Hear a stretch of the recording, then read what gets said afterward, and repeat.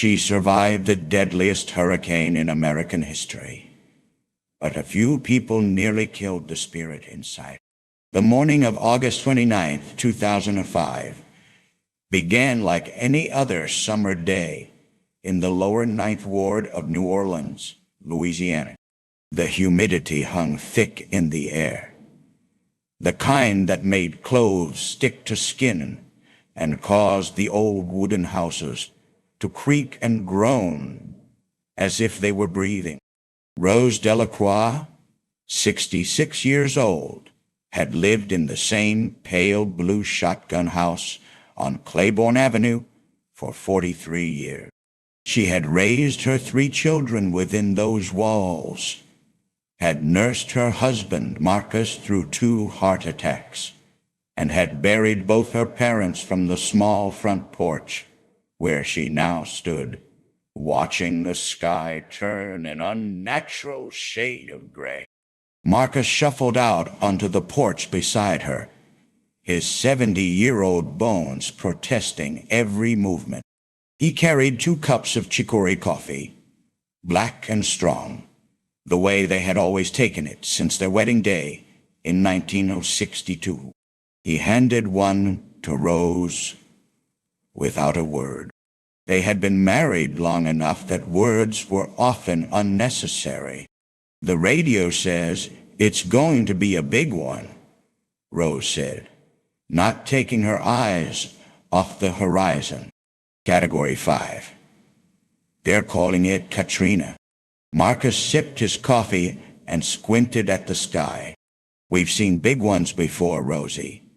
Betsy in 65. Camille in 69. This old house has stood through all of them.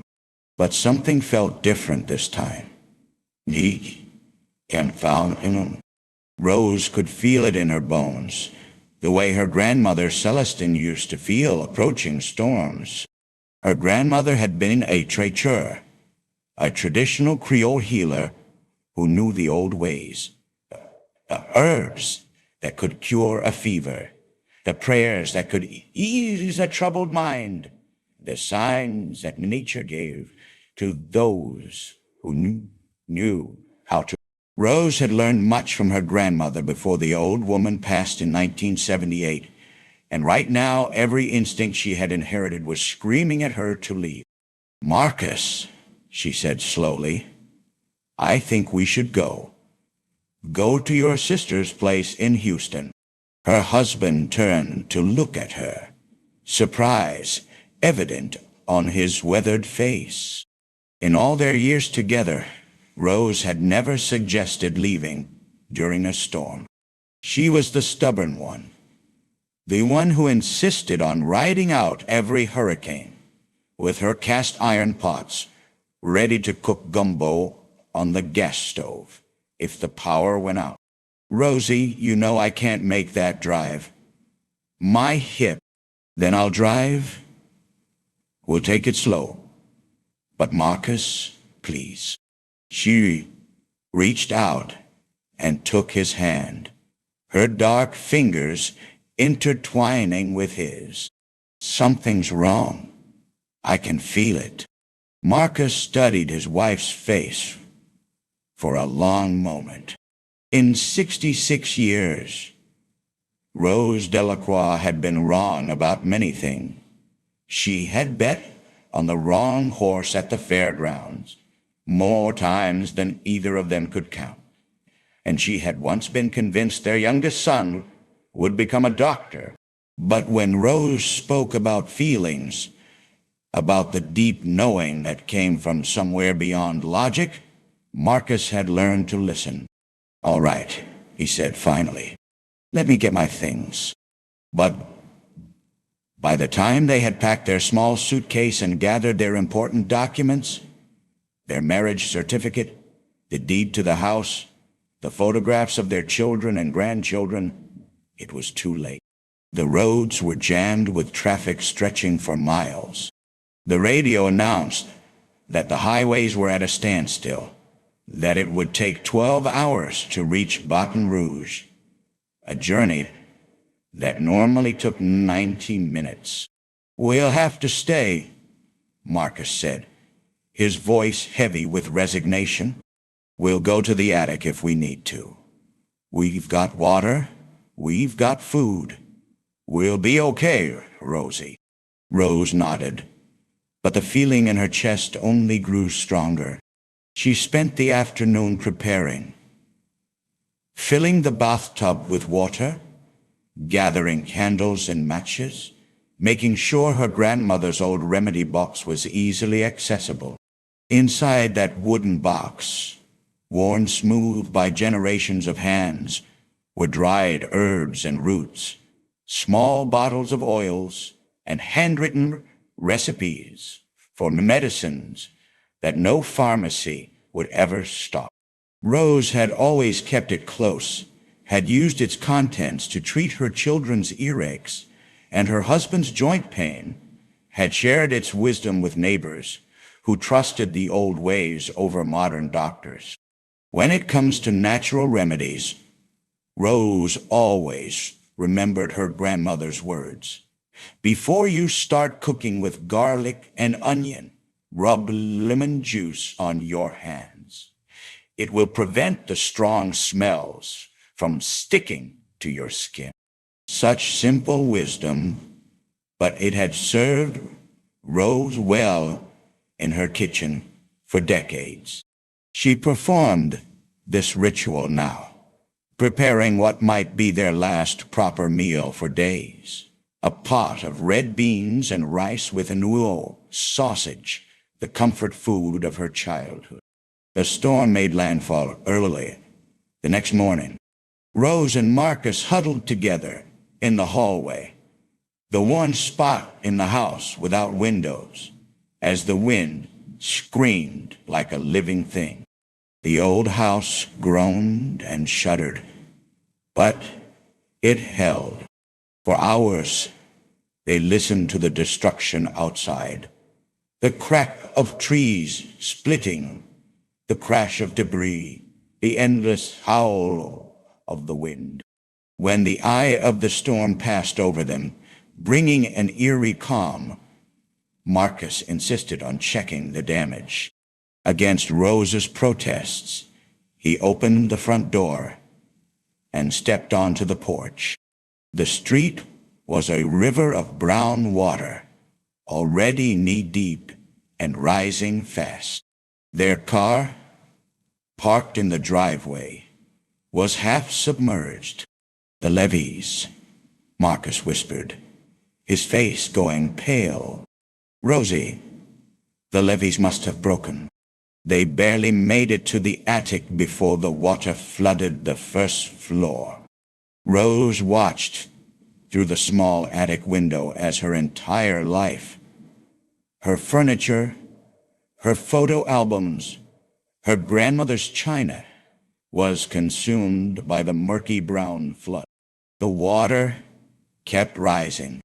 By nightfall, it was lapping at the attic floor.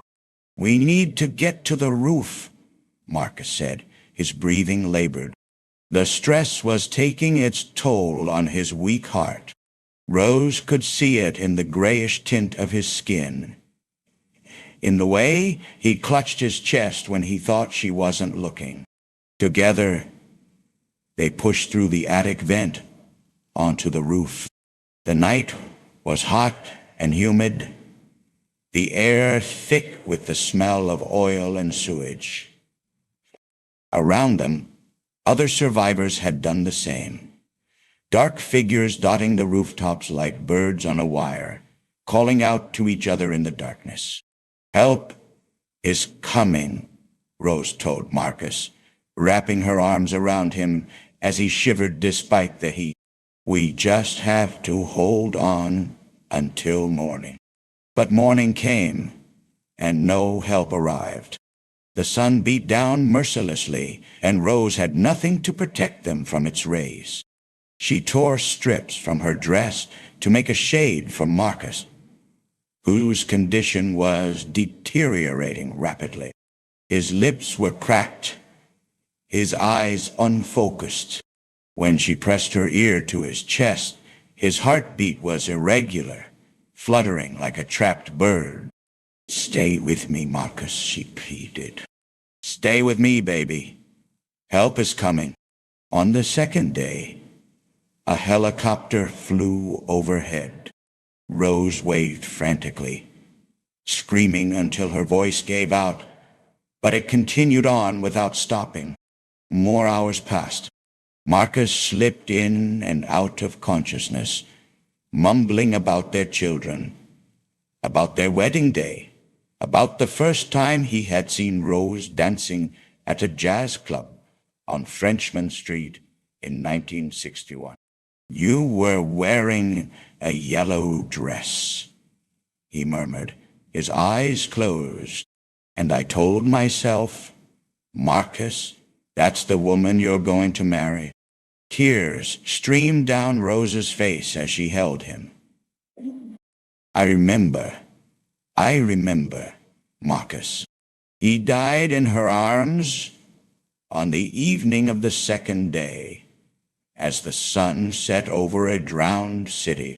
Rose held him through the night, refusing to let go, talking to him as if he could still hear her. She told him about the grandchildren she hoped they would have had more time with, about the garden she had planned to plant in the spring, about the gumbo she was going to make for his 71st birthday. When the rescue boat finally came on the third morning, Rose had to be pried away from her husband's body. They wrapped Marcus in a sheet and took him away, and Rose found herself in a small aluminum boat with strangers, clutching only one thing, her grandmother's remedy box, the only possession she had managed to save. The boat took her to the Superdome, but the conditions there were unbearable. No water, no electricity, thousands of desperate people packed together in the sweltering heat. Rose's advanced age qualified her for evacuation to Houston, and within days she found herself at the Astrodome, one of tens of Katrina refugees trying to piece their lives back together. It was in Houston that Rose's nightmare continued, though in a different form. Disoriented by grief, weakened by dehydration and trauma, she was easy prey for those who saw opportunity in disaster. The first one appeared 3 days after her arrival. He was a well-dressed man in his 50s, carrying a clipboard and wearing a lanyard with an official-looking ID card. He introduced himself as Robert Thompson, a representative from a law firm that was helping Katrina victims file insurance claims. "Mrs. Delacroix," he said, pulling up a folding chair next to her cot, "I understand you lost your home in the lower Ninth Ward. I'm so sorry for your loss, but I'm here to help you get what you're owed."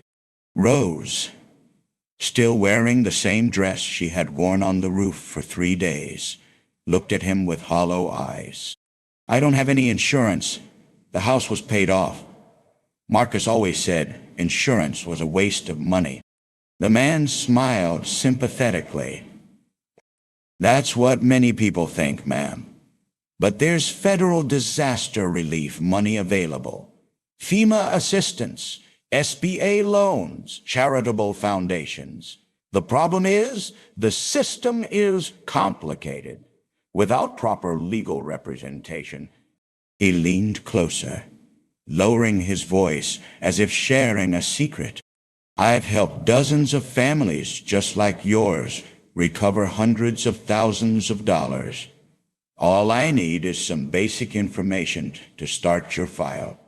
Your social security number, your bank account details so we know where to send the funds." Rose hesitated. Something felt wrong, but her mind was foggy with grief and exhaustion. $500 was almost all the money she had left in the world, the contents of her purse that had somehow survived the flood. but if it could help her rebuild. Before she could respond, an elderly woman from the next cot spoke up. Her name was Beatrice, and she had lost her home in the 7th Ward. "Don't give him nothing, honey," she said sharply. "He came to me yesterday with the same story. I checked with the Red Cross.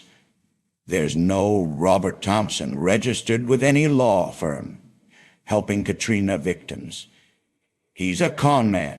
The man's friendly expression flickered for just a moment before he recovered. "Ma'am, I assure you—" "Get away from her," Beatrice said, her voice rising. "Security! Security!" The man hurried away, disappearing into the crowd of evacuees before anyone could stop him. Rose sat trembling, realizing how close she had come to losing everything she had left. This was a lesson her grandmother had taught her long ago. When you're at your weakest, that's when the vultures circle. Trust your instincts, child. If something feels wrong, it probably is. But the predators kept coming. Over the following weeks, Rose encountered them in various forms. Fake charity workers asking for donations that would never reach any victims. Supposed government officials offering to expedite relief payments for a fee. Even each encounter chipped away at Rose's faith in humanity. She had spent her whole life believing in the fundamental goodness of people, in the community bonds that held the lower 9th Ward together. Now, she saw a different side of human nature. The opportunists, the predators, those who viewed tragedy as a business opportunity. By October, Rose had withdrawn almost completely. She spoke to no one unless absolutely necessary, ate alone, and slept with her grandmother's box clutched to her chest. The box was all she had left of her old life. The herbs and remedies inside were worthless to her now, she thought, but she couldn't bear to let it go. It was the last piece of her grandmother, her mother, her home. Her physical health declined along with her spirit. The conditions in the shelter had given her a persistent cough, and sitting on a cot for weeks on end had caused her legs to swell painfully. She knew she should see a doctor, but she trusted no one now. Every offer of help seemed like a potential trap. It was in this state that Angela Morrison found her. Angela was a 32-year-old social worker from Houston, assigned to help Katrina evacuees navigate the complex web of federal and state assistance programs. She was the daughter of working-class parents from 5th Ward, Houston. Her father had been a longshoreman, her mother a nurse's aide. Angela had worked her way through college and graduate school, driven by a desire to help people who had been dealt difficult hands by life. She noticed Rose immediately, the elderly woman sitting alone, speaking to no one, holding a wooden box as if it contained her soul. Angela had seen this before. The complete withdrawal that came from trauma compounded by betrayal. She had read the reports of scams targeting Katrina victims, had seen the damage these predators left in their wake. Angela approached slowly, giving Rose plenty of time to see her coming. She sat down on the cot, across from the elderly woman, not too close, and said nothing for a long moment. "I'm not here to ask you for anything," Angela said finally. "I'm not going to ask for your social security number, or your bank information, or money for processing fees. I just wanted to tell you that I'm here if you need anything. My name is Angela, and I work for the city." She pointed to a small desk near the entrance. "That's all. I'll leave you alone now." She stood up to go, and Rose spoke for the first time in days. "Why should I believe you?" Angela turned back and met Rose's eyes. Dark brown eyes that had seen too much pain in too short a time. "You shouldn't," Angela said honestly. "Not right away. I haven't earned your trust yet, but I'm not going anywhere. Mrs. Delacroix, I'll be at that desk every day. When you're ready to talk, I'll be there." "How do you know my name?" "It's on your intake form. I read about your husband. I'm so sorry." Rose said nothing, but something in her expression shifted. Just a fraction. A tiny crack in the wall she had built around herself. Angela noticed, but she didn't push. She simply nodded and walked away. 3 days later, Rose appeared at Angela's desk. She didn't sit down. She just stood there, clutching her wooden box. "My legs," Rose said. "They hurt. The swelling won't go down." Angela didn't make a big deal of it. She simply said, "There's a medical tent set up outside. I know the doctor there. Her name is Dr. Chen. She's good people. Would you like me to walk with you?" Rose hesitated, then nodded. As they walked together, Angela noticed that Rose was limping. The swelling was worse than she had realized.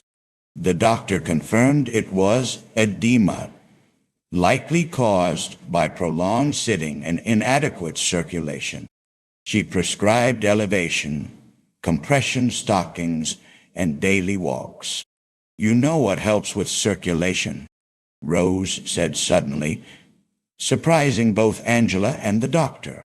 "Bay leaves and rosemary, steeped in warm water. You soak your feet in it for 20 minutes every night. My grandmother used to make it for the fishermen who stood on their boats all day." It was the first time Rose had offered anything of herself since the storm. Angela filed this moment away in her memory, a breakthrough, however small.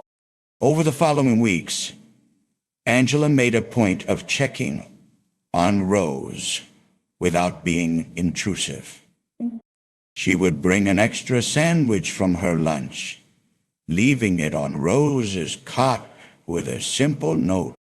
She would share news about the recovery efforts in New Orleans, knowing that Rose was desperate for information about her old neighborhood. Slowly, painfully, trust began to build. The real change came in November, when Angela's mother, Dorothy, had a health crisis. Dorothy Morrison had struggled with chronic pain for years, the legacy of decades of physical labor as a nurse's aide. None of the medications seemed to help anymore, and she had developed stomach problems from taking too many painkillers. Angela mentioned this to Rose one afternoon, not expecting any response. But Rose looked up, her eyes sharp for the first time in weeks. "What kind of pain?" Rose asked. "Her joints, mostly. Her knees, her back. She was on her feet for 30 years. Rose opened her wooden box, the first time she had done so since arriving in Houston. Inside, carefully wrapped in cloth, were dozens of small packets and bottles. She selected several, her fingers moving with practiced certainty. "This is turmeric and ginger, ground together with black pepper. The pepper helps the body absorb the turmeric. Most people don't know that. So, they don't get the full benefit. She should take a teaspoon in warm water every morning. She handed Angela a small cloth bag. And this is arnica and comfrey, made into a salve. She should rub it on her joints before bed. It won't cure anything, but it will help with the inflammation. Angela took the remedies with wonder. "You're a healer," she said. "I was a healer," Rose corrected. "In New Orleans? In the lower ninth. People came to me when the doctors couldn't help, or when they couldn't afford doctors. My grandmother taught me everything." She closed the box. But that was another life, that Rose Delacroix drowned with her husband. Angela's mother tried the remedies, and within a week, she reported significant improvement. The chronic pain that had plagued her for years was not gone, but it was manageable for the first time in memory. She could sleep through the night. She could walk to the grocery store without needing to rest halfway there. Dorothy Morrison insisted on meeting the woman who had helped her. Angela was hesitant. Rose was still fragile, still struggling with trust. But her mother was not to be denied. The meeting took place in Angela's small office at the shelter. Dorothy, a stout woman in her 60s, with gray-streaked hair and kind eyes, took Rose's hands in hers without asking permission. "You gave me my life back," Dorothy said simply. "I don't know how to thank you." Rose, uncomfortable with the attention, tried to pull her hands away. "It was nothing, just old remedies." "It was everything," Dorothy insisted. "And now I want to do something for you. Angela tells me you're still living here in this shelter, that you don't have anywhere to go. Well, I have a spare room in my house. It's not much, but it's warm and clean." Rose's first instinct was to refuse. She had learned too well in these past months that kindness often came with strings attached, that offers of help were frequently covers for exploitation. But something in Dorothy's face stopped her, a simple, uncomplicated warmth that reminded Rose of her own mother. "Why?" Rose asked. "You don't know me. I'm just an old woman with nothing to offer." Dorothy smiled.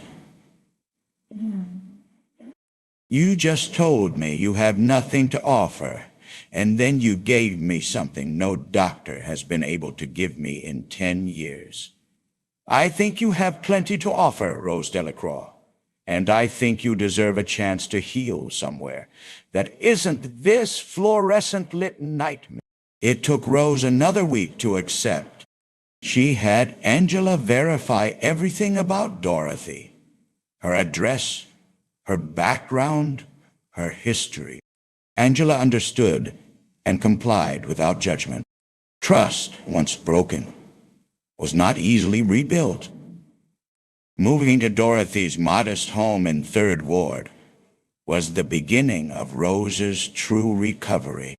For the first time since the storm, she had her own space, her own bed, a door she could close when she needed privacy. Dorothy gave her room and board in exchange for help around the house, cooking, cleaning, the simple rhythms of domestic life that Rose had missed so desperately. And there was the cooking. Rose had always found peace in her kitchen, and Dorothy's small but functional cooking space became her sanctuary. She made the dishes of her childhood: gumbo with the dark roux her grandmother had taught her to make, jambalaya with andouille sausage red beans slow cooked until they were creamy and rich. The smells of New Orleans filled the small Houston house, and neighbors began to notice. Rose discovered a useful tip that she shared with Dorothy. If you are cooking something with a strong smell like fish or fried foods, throw a few sprigs of parsley into the oil. It absorbs the smell and keeps it from spreading through the whole house. Dorothy, who had struggled with lingering cooking odors for years, was delighted with this simple solution. Word spread about Rose's cooking and about her remedies. Elderly neighbors with arthritis came to her for the turmeric and ginger mixture. Young mothers brought children with earaches and learned about warm garlic oil.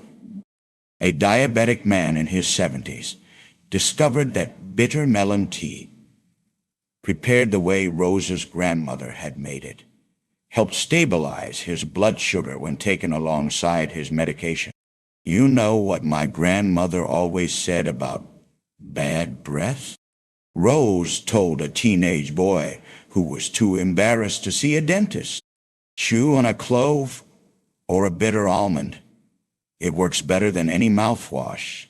Or make a tea from catnip. Let it cool and gargle with it twice a day.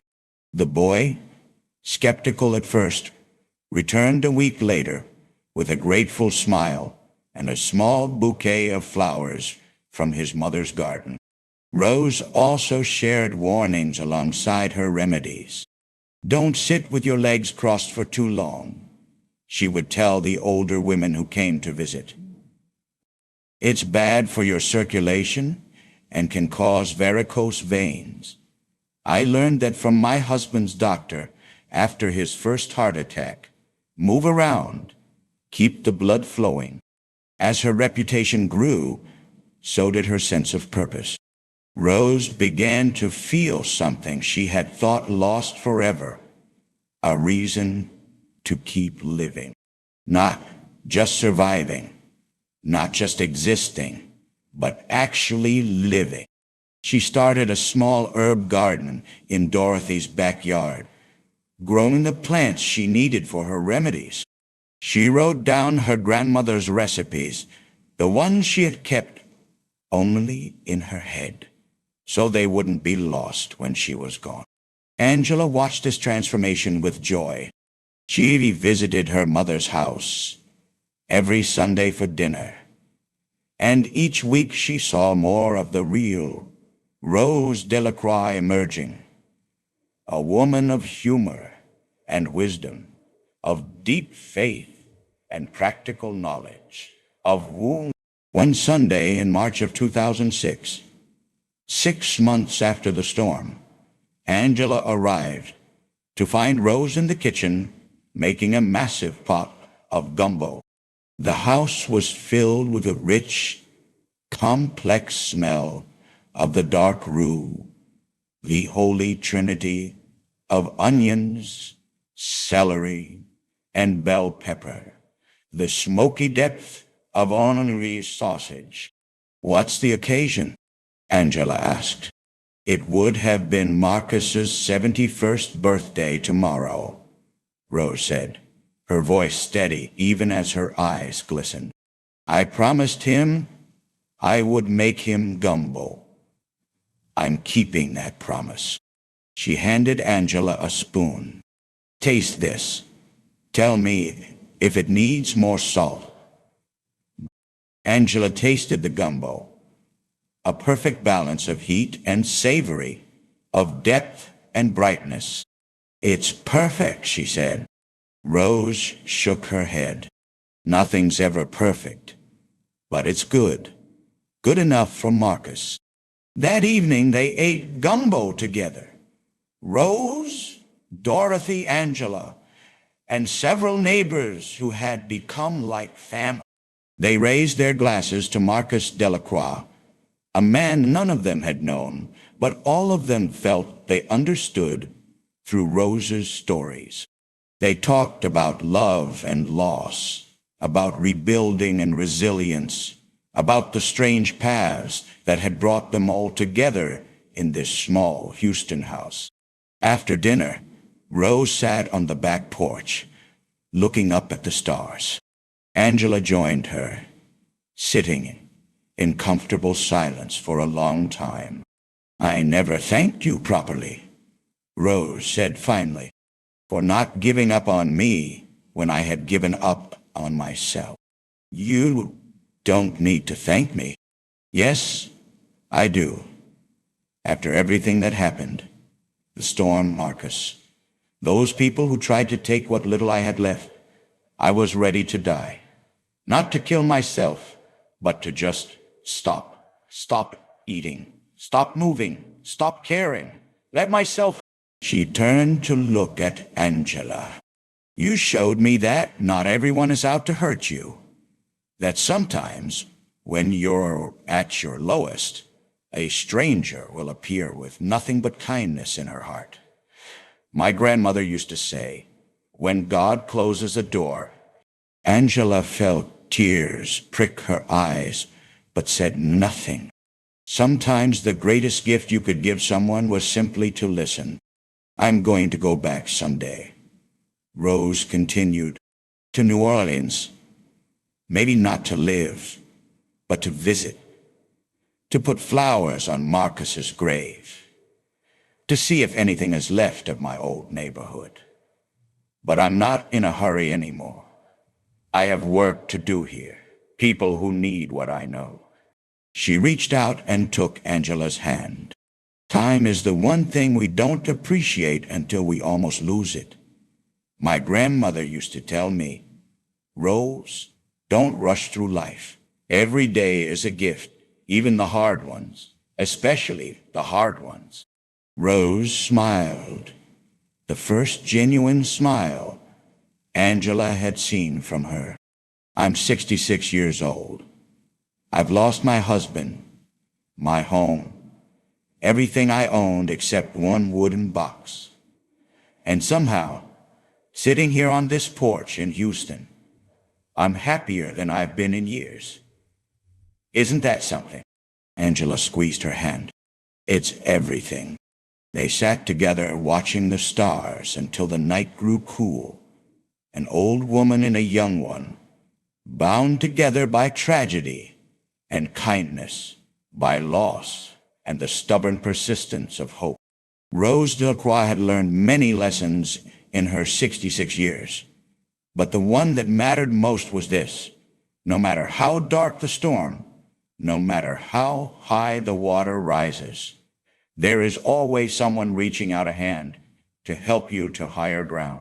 The trick is to recognize that hand when it appears, and to have the courage to take it. And then, when you are standing on solid ground again, to become that hand for someone else.